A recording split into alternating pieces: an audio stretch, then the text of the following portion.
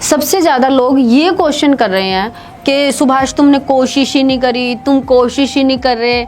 उधर से भी वीडियो आ रहे हैं कि लाइव आओ और मुझे वीडियो में लो, तुम मेरे घर वालों को मनाने नहीं आए। क्या आपने कोशिश नहीं करी और क्यों कोशिश नहीं करी? अगर आप उसे अपनी पत्नी मानते हो तो हर कोई कोशिश करता है अपनी पत्नी को लाने की। टाइम आने पे देखो मैं जिंदा भी बचा हूँ इसलिए क्योंकि एक तरफ से ना मतलब ये सबने मार दिया मेरे को, मैं जिंदा बचा हूँ सिर्फ भगवान की कृपा की वजह से। मैंने किसी का कुछ बिगाड़ा नहीं। और जहाँ तक मेरे को लगता है कि यार बहुत ज़्यादा मैं प्यार करता हूँ, इसलिए इतना मैं दर्द भी झेल रहा हूँ और इतना मैं सह रहा हूँ। मेरे साथ क्या क्या हुआ, क्या क्या किया, सब ऊपर वाले के पास रिकॉर्ड है। यहाँ पे तो चलो रिकॉर्ड नहीं है, लेकिन ऊपर वाले के पास रिकॉर्ड है। क्या तुमने कोशिश करी थी? हर एक कोशिश करी मैंने उनको पाने के लिए, हर एक कोशिश कि मैं बचा लूँ उसको। कोई शादी नहीं हुई, ये एक प्रैंक है। तो इस बात में कितनी सच्चाई है? क्या आपकी शादी सच में हुई थी? हमने शादी करी थी और ऐसा नहीं कि मैं अपनी मर्जी से करा था। वो भी मेरे से बहुत प्यार करती है और करती थी और करती है। तो कि उस लड़की ने इतना मेरे को प्यार दिया है ना, इतना प्यार, अगर वो मेरे को फांसी पे भी चढ़ा देंगे ना तो मैं उसके खिलाफ नहीं जा सकता।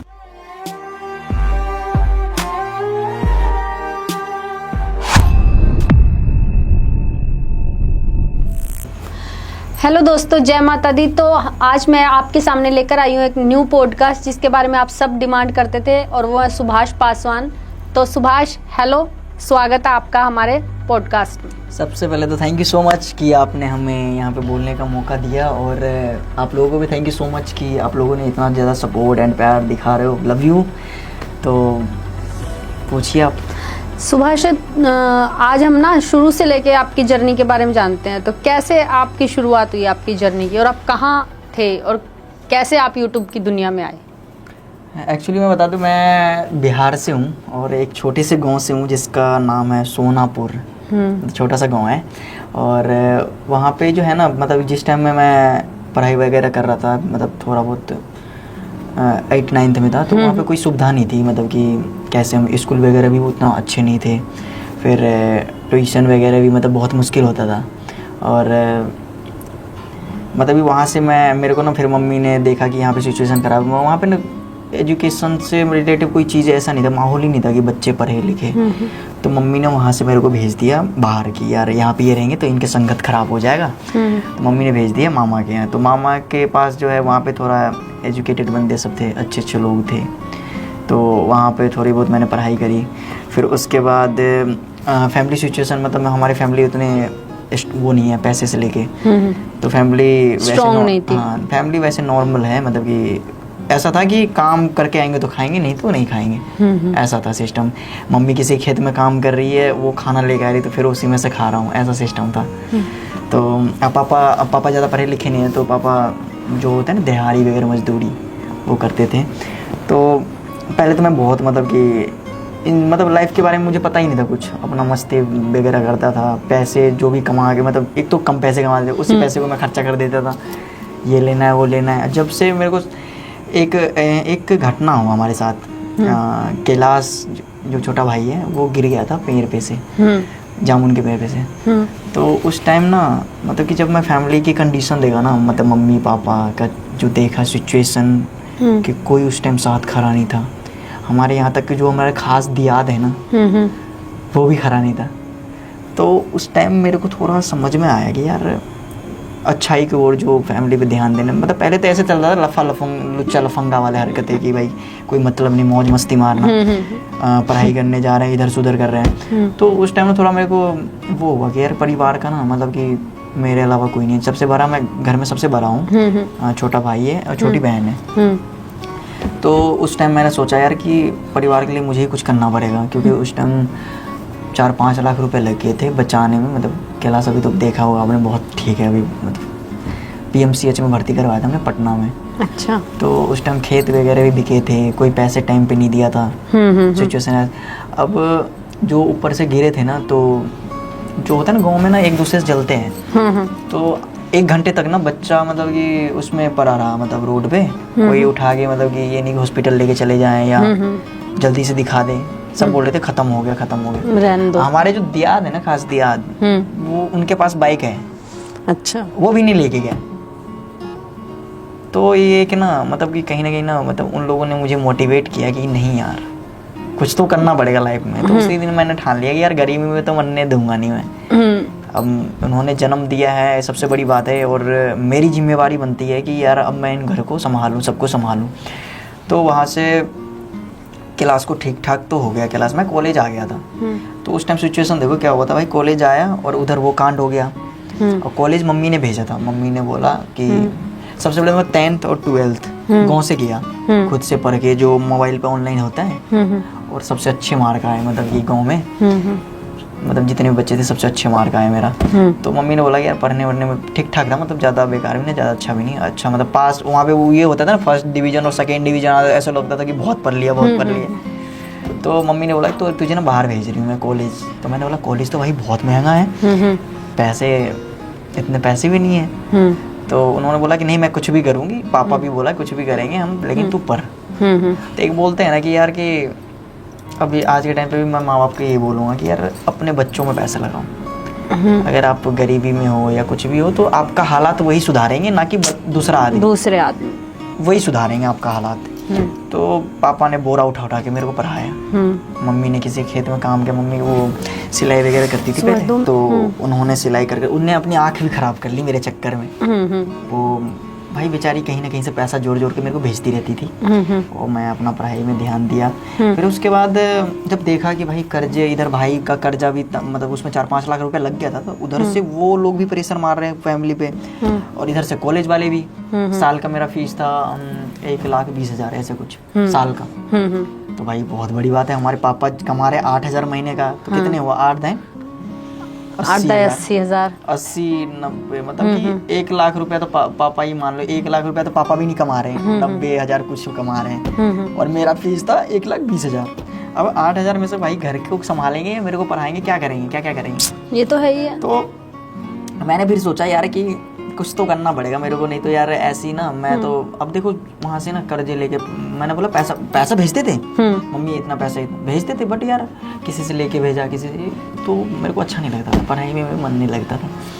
तो लॉकडाउन आया तो मेरा ना मैं कॉलेज में किसी से बात नहीं करता, मैं हिंदी मीडियम से गया था, सब इंग्लिश मीडियम से थे, तो मेरे से कोई ज़्यादा बात नहीं करते थे। और मैथ में मेरा ठीक ठाक था, मैथ में एक रोज ज़्यादा मार्क आया मेरा, मतलब सब सारे में मैं फेल, मैथ में ज़्यादा आया, सबसे टॉप आया।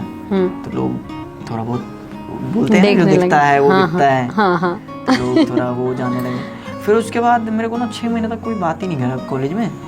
फिर उसके बाद डांस का जो वो होता है ना, एक क्रेज नहीं, वो फंक्शन होता है, उसमें सब इंट्रो वगैरह देते हैं, अपना अपना जर्नी, कहाँ से कौन है, क्या आया है, फंक्शन होता है। तो उसमें मैंने डांस करी, डांस कराना तो मतलब कि बहुत ज़्यादा हाइप मिला, मतलब कि यार कौन है।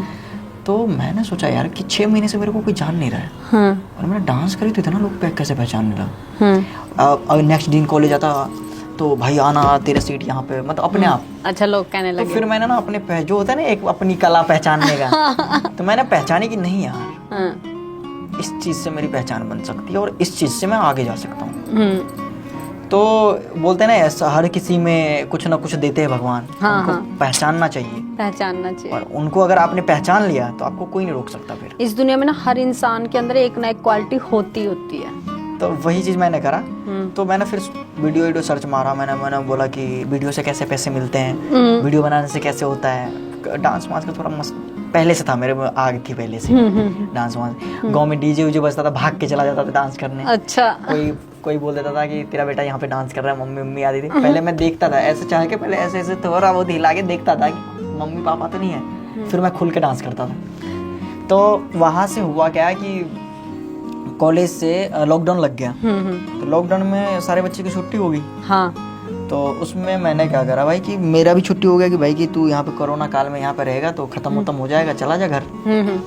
तो मैंने सोचा यार घर जाऊँगा तो क्या करूँगा, नहीं घर जाऊँगा तो वही फैमिली की सिचुएशन देखूँगा, वही दुखनामा वगैरह। उस टाइम नया केस भी था भाई वाला, तो मैं देख नहीं पाऊँगा।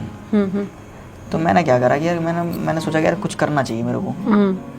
तो कॉलेज वाले मैं गया नहीं, मतलब कि कॉलेज मैंने लॉकडाउन में 3 महीने फंसा रहा। अब वहाँ पे मैं सोच रहा हूँ क्या करूँ 3 महीने मैं बैठ के खा रहा हूँ। फिर लास्ट में मेरे को घर जाना पड़ा, पैसे पूसे खत्म हो गए, लास्ट में घर जाना पड़ा। घर गया भाई, घर की सिचुएशन ऐसा देखा मैंने कि मेरे से रहा नहीं गया। बरसात हो रहा था भाई, बैग टांगा मैंने बोला मम्मी मैं जा रहा हूँ कॉलेज, और जबकि मैंने मन में बिठा लिया था कि अब कुछ बन के ही आना है मुझे। अच्छा। तो बारिश में मैंने बैग उठाया और सीधा दिल्ली मतलब सीधा मैं काम के लिए आ गया। दिल्ली नहीं आया पहले मैं काम के लिए आया। गांव में बात होता है, ठेकेदार वगैरह होता है, उनसे बात हुई तो मैं गया पानीपत। अच्छा। जो रुई की फैक्ट्री होता है उसमें गया काम करने। तो भाई मैं बहुत छोटा था, मतलब कि 16-17 साल का था। कॉलेज में गया तो थोड़ा ना आधार कार्ड वगैरह, पहले क्या होता है एकदम से मैं मामा के यहाँ पढ़ रहा था, फिर अपने गांव में पढ़ने लगा तो 5वीं क्लास में एडमिशन ले लिया। पढ़ाई में मैं ठीक ठाक था। तो रियल एज मेरा मतलब 16 साल का था जब मैं काम करने आया। तो अब भाई वहाँ पे देख रहा हूँ पर डेली एक बंदे मर रहे हैं, जो रुई में लपेट के जो उसको देते हैं ना मशीन में, नहीं मशीन में घुस जाता था, किसी का हाथ किसी का पैर, और वो धागा वाला मशीन जो होता है ना, धागा फंसाते हैं ऐसे टक टक टक टक। तो भाई अब वहां से वहां एक मशीन को आपको कवर करना पड़ता है, एक मशीन पे एक बंदा, कहाँ धागा कट हो रहा है कहाँ क्या हो रहा है। भाई मेरे बस की था नहीं, मैं करता पर डेली का 250 रुपया दे रहा था वो। ऐसे नाक में भूसा, कान में भूसा, मतलब पूरा रुई भरा। और ठेकेदार इतना हरामी था, मैं अभी भी बोल रहा हूँ, ठेकेदार इतना हरामी होता है, इनके भी बच्चे होते हैं घर पे, बट ये क्या करते हैं, मेहनत तो एक बेचारे मजदूरी तो करवा लेते हैं, लेकिन पैसे देने में भी ऐसे तैसी मारते हैं फिर। तो इन्होंने क्या किया कि मेरे से काम करवा लिया, और जैसे मेरा पैसा बना उतना उसने राशन का बिल बना दिया मेरे पे, कि पैसा एक्स्ट्रा चढ़ा दिया। अच्छा। छोड़ के भी नहीं जाए, मतलब जाए ना, यहाँ से भाग ना पाए। अब मैं सोचा यार ये तो जितना मैंने कमाया उतना तो डबल ही खर्चा बना दिया मेरे ऊपर। अब मैं ऐसे में कैसे घर को सुधारूंगा। फिर मैंने, रोहित एक मेरा दोस्त है, वो कॉलेज में ही जॉब करता था, उन्होंने एडमिशन वगैरह में थोड़ा पैसे उससे फीस वगैरह कम करवाया था।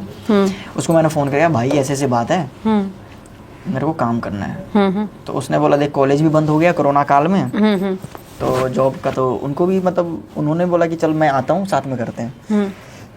वो आया और वहां से गोली देके ठेकेदार को, तेरे को लेके चला गया, मुझे लेके दिल्ली आ गया। तो उन्होंने शुरू में पैसा वैसा खर्चा करा, मतलब उनके पास थे 8-10 हज़ार रुपए, और जब तक बंदा खिलाएगा जब तक पैसा है। फिर पैसा खत्म हो गया तो फिर उन्होंने बोला सुभाष काम तो करनी पड़ेगी। फिर हम लोगों ने एक फॉर्चून की दुकान में लगा। फॉर्चून की दुकान में लगा भाई, सुबह सुबह जाता था, झाड़ू पोछा लगाता था, बिस्किट सही करता। मैंने सोचा ये नॉर्मल काम है, कर लूँगा। करता दिया। अब उस दिन 10 दिन में क्या करा, जब महीना लगने वाला था तो उन्होंने वजन वाला काम करवाना स्टार्ट कर दिया। वजन अच्छा, वजन वो उन्होंने क्या करा, मेरे से कट्टा उठवाना स्टार्ट कर दिया, चावल का 30-30 किलो का, दाल का। अब मैं छत पे चढ़ रहा हूँ भाई, आंख से आंसू जा रहा है, रोना भी आ रहा है क्योंकि बच्चे तो थे ही ना। हाँ। अब तो रोहित भैया ने बोला यार बच्चा है, मतलब कि इतना वजन, तो क्या बोल रहा पता है, बच्चा है तो घर में बोलना रहने के लिए, काम करने क्यों आए, हम तो भाई काम लेंगे। तो इस बात पे मैंने रोहित भैया बोला यार मैं नहीं कर पाऊंगा। तो उन्होंने वहाँ से हिसाब किए। फिर हमने सोचा कि यार मेरे बस के काम कौन सा है आसान वाला। फिर मैंने एक होटल ढूंढा, जो वो गेस्ट रूम वगैरह जो होता है, गेस्ट वगैरह आते हैं, होटल में मैंने बोला ये काम सही है, झाड़ू पोछा लगाना है, बेड सही करना है, और कोई देखेगा भी नहीं, ठीक है। बाहर अंदर में था मतलब बढ़िया एसी वाला रूम, कम से कम मैंने सोचा एसी वाले में तो काम कर रहा हूँ, चाहे झाड़ू पोछा चाहे कुछ भी हो। और मुझे पता था कि मेरा ये जरिया है आगे निकलने का, मेरा ये जीवन भर के लिए काम है नहीं। तो मैं वहाँ पे किया। अब उसने क्या किया भैया, 3 महीना काम करवा के उसने भी बिजली लाइट का बिल बना के काट दिया, रात में घर से बाहर निकाल दिया। और वो इतने पैसे वाले थे कि हम उनका कुछ भी नहीं कर पाते। तो आपके जैसे दयालु उसके एक गर्लफ्रेंड थी, तो भाई मैं मैम को अभी भी थैंक यू बोलूँगा, उन्होंने 4000 रुपये डाला। उनको पता चला यार कि बुरा करा इन्होंने, बच्चों को रात में भगा दिया, रात में कहाँ जाएगा कहाँ नहीं जाएगा। तो उन्होंने ना 4000 रुपये डाला कि तुम लोग होटल ले लो, रुक जाओ कहीं। तो हम लोग होटल रुक गए। तो रोहित भैया का ना कुछ काम लग गया, वो चले गए MP।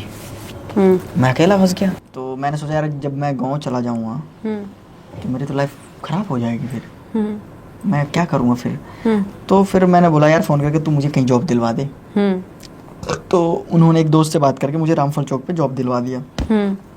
फिर उसके बाद मैंने वहाँ पे काम करी, फिर उसके बाद पैसे इकट्ठे करे, फिर मैंने बोला कि कैमरा चाहिए, अब रोहित भैया को मैंने बोला कैमरा चाहिए, तो उन्होंने अपने नाम पे कैमरा फाइनेंस करवा दिया और लेके आ गया। फिर मैंने कैमरे की किस्त 6 महीने भरा बिठा के, क्योंकि इतने पैसे थे नहीं कि घर वाले पैसे पे करेंगे। तो अब एक बंदे भी चाहिए कैमरा के लिए, तो कैमरामैन के लिए। फिर एक दोस्त था मेरा हर्षित, तो उन्होंने मतलब कि मैंने बोला कि चले साथ में वीडियो बनाते फलाना ढिमकाना, तो उन्होंने बोला हाँ ठीक है फलाना ढिमकाना। हाँ, तो वो मिला। फिर उसके बाद हमने काम स्टार्ट कर दिया। काम स्टार्ट करके फिर मैं वीडियो, मेरा कंटेंट ये होता था कि मैं लोगों में डांस करता था, भोजपुरी मतलब गाने पे कान में ईयरबड्स लगा के मैं बोलता था मैम एक बार मोबाइल पकड़ना, मैं ना मेरा ऑडिशन है और मैं किसी को भेजूंगा वीडियो कैसा डांस कर रहा हूँ एक बार बताना। फिर मैं भोजपुरी गाने पे मुंह से गा के और डांस करता था और फिर वहाँ से चला जाता था, तो लड़की सब बहुत हंसती थी। तो वो रिएक्शन मैं काटता था। एक गाना मेरा वायरल हुआ, ले लो पुदीना। अच्छा। हाँ, तो 1 मिलियन व्यूज गए, तो मैं खुश हो गया, वाह। लेकिन पैसे पूछे के बारे में पता नहीं था, पैसे कहाँ से पैसे मिलते हैं, मोनेटाइज होता है। तो काम करता गया, जॉब भी करता था और शूट भी करता था। मतलब कि एक होता है ना स्ट्रगल, मेहनत करके आया यहाँ तक, मतलब बहुत मेहनत लगी है। बोलते हैं ना कि अगर किस्मत साथ ना दे तो मेहनत के हाथ पकड़ लो। तो ऐसा सिस्टम था। तो फिर हमने करता गया तो हाँ। तो फिर तुम्हारे जीवन में रितिका कब आई थी?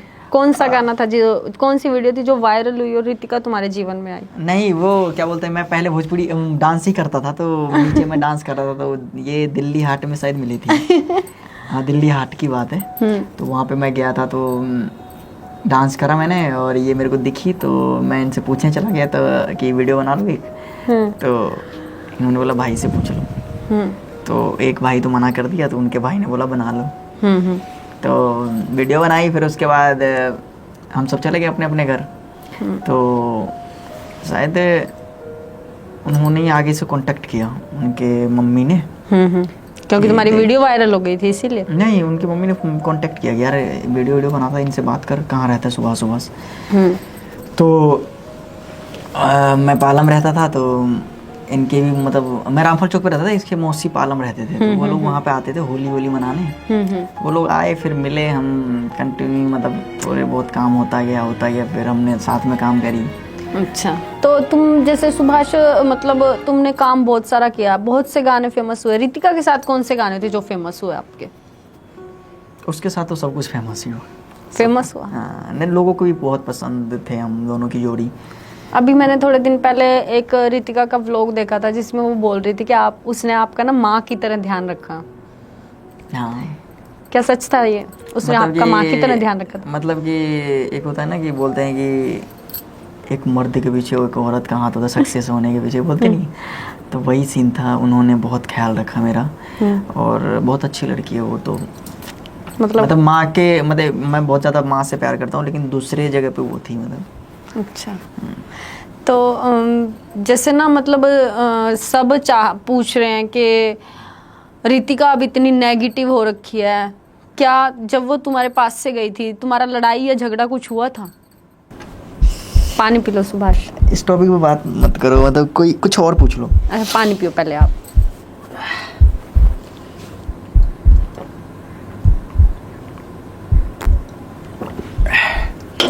तो सुभाष, मेरे को एक बात बताओगे, जैसे पहले आपने शादी का व्लॉग डाला कि हाँ आपकी शादी हुई है, ये तो उधर से रितिका ने व्लॉग डाला कि नहीं मेरी शादी नहीं हुई, ये एक प्रैंक है। तो इस बात में कितनी सच्चाई है? क्या आपकी शादी सच में हुई थी? हमने शादी करी थी, और ऐसा नहीं कि मैं अपनी मर्जी से करा था। वो भी मेरे से बहुत प्यार करती है, और करती थी और करती है। ऐसा नहीं कि मैं मतलब बोलूँगा कि यार, मैं उनको अच्छे से जानता हूँ। 4 साल से साथ में अगर कोई बंदा रहता था तो उनका वो होता है कि यार की, तो उन्होंने बहुत प्यार दिया, और प्यार करती थी तभी वो शादी करी। और प्यार नहीं करती तो शादी क्यों करती वो? तो यह शादी में सच्चाई है क्या? सच थी आपकी शादी? हमारे कोर्ट में रजिस्टर है, ऑनलाइन भी आपको दिख जाएगा। तो फिर उन्होंने ये इतनी बड़ी बात कैसे बोल दी कि प्रैंक हुआ है? और वो आपसे झगड़ा भी करके नहीं गई है, शांत दिमाग से गई है, खुश होकर आपसे मिलके गई है, तो फिर ऐसी क्या बात हुई? देखो झगड़ा किस में नहीं होता, सब में होता है झगड़ा। आप में भैया में भी होते हैं, सब में होता है झगड़ा, में होता है। मेरे मम्मी पापा में भी होते हैं, सब में होते हैं झगड़ा। तो झगड़ा वाली तो कोई बात वैसी है नहीं। हम दोनों बहुत खुश थे।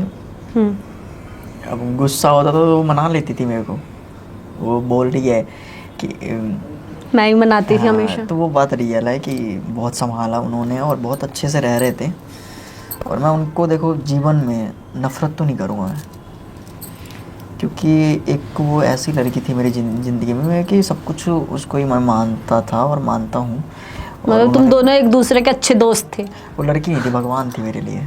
अच्छा। तो उनके लिए तो मैं निगेटिव कुछ भी मतलब कि क्या हुआ क्या नहीं, तो उस टॉपिक पे मैं बात ही नहीं करूँ। बाकी जो भी होगा भगवान के ऊपर है, और बस भगवान के आशीर्वाद समझ के रख लिया हूँ मैं। बाकी जो लोग ये सब कर रहे हैं या करवा रहे हैं वो बेकसूर है। उनको मैंने बहुत मतलब अच्छे से यार साथ में रह रही 8 बजे, मतलब पूरे दिन मेरे साथ रहते थे, कुछ तो नेगेटिव चीज़ें दिखता ना मेरे को। हो सकता है क्या रितिका कोई ऐसा दोस्त था जिसने बताया हो आपको कि रितिका इतनी नेगेटिव थी आपके लिए, जितना वो वीडियो में देखो फुल ऑन नेगेटिव है, आपके लिए बार बार नेगेटिव बोल रही है। तो आपको लगता है कुछ ऐसा था कि जो आप ऑब्जर्व नहीं कर पाए उसके मैटर में? कि उस लड़की ने इतना मेरे को प्यार दिया है ना, इतना प्यार, अगर वो मेरे को फांसी पे भी चढ़ा देंगे ना तो मैं उसके खिलाफ नहीं जा सकता।